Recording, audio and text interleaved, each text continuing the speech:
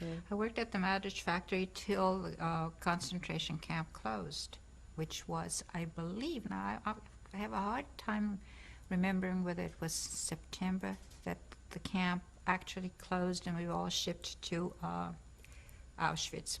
Well, it was at that time that Schindler came to Madrid and made him a proposition and said, you know, I'm taking my people to Czechoslovakia. Why don't you reestablish a factory in Czechoslovakia? And Madrid said he didn't want to. He had had enough of the whole thing. But Schindler said to him, well, then I'm making a list of people that I'm taking with me, and I am, because we're friends, I want you to give me some names from your people. And that's how we got on the list, on Schindler's List. That's how we survived.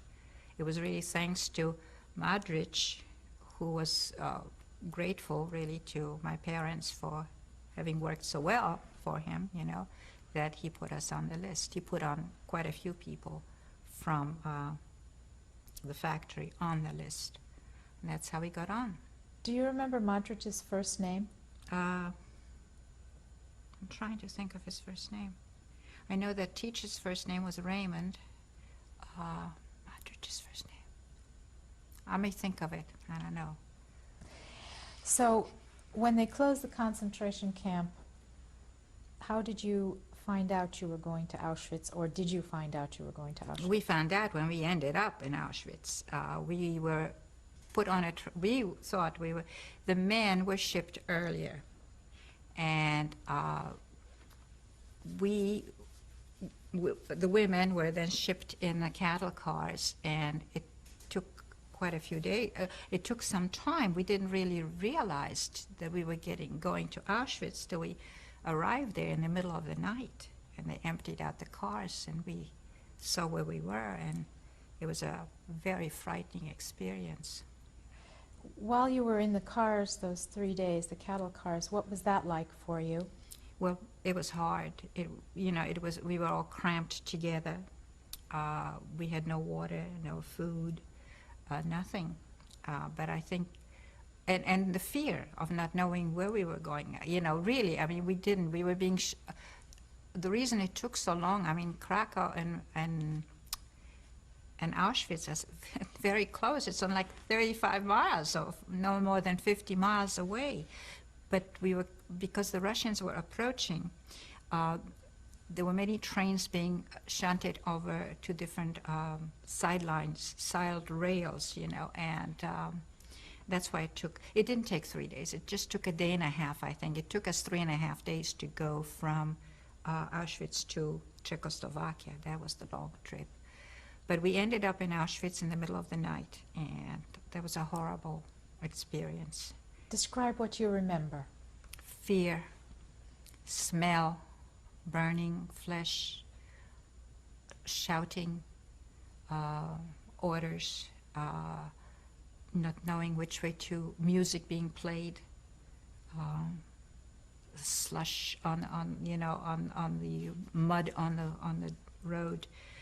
You know, the Germans barking at us, get out, get out, get out, you know, from the cattle cars, finding ourselves on this, and realizing where we were, and, you know, the fear that that was the end, you know. Were you with your mother at this time? All the time. I was with my mother all the time. And of course, the first place they took us to, they walked us into the sauna, which is the supposedly the delousing room or whatever, but we at that point already had heard what happened in Auschwitz. So when they told us to strip and take our clothes off, and they shaved our heads and all that, and they shoved us into the shower room, you know, we didn't know what to expect, you know, whether we were going to have the gas or whether we were going to have actual water. It was a horrible experience, you know. When the water finally came, it was just like, we couldn't believe it. You know. Since I'm a survivor of Schindler's List, I was invited to the preview of the film. My husband took this picture in front of the poster advertising Schindler's List. This was the first time I saw the film. I was incredibly moved by it, as was the entire theater. There wasn't a sound emanating from anybody, even after the end of the film, except some people were crying. I think the film was exceptionally well done. I think Mr. Spielberg did an excellent job with a very difficult a very difficult topic.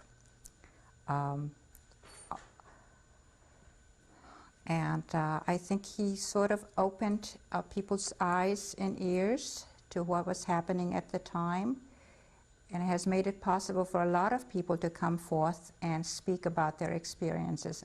I know I did not speak about my experiences for over 45 years, and it was only after the Schindler's List film was shown to people that I started talking about it. So I think even for me, Mr. Spielberg made it happen. And I hope he's made it happen for a lot of people.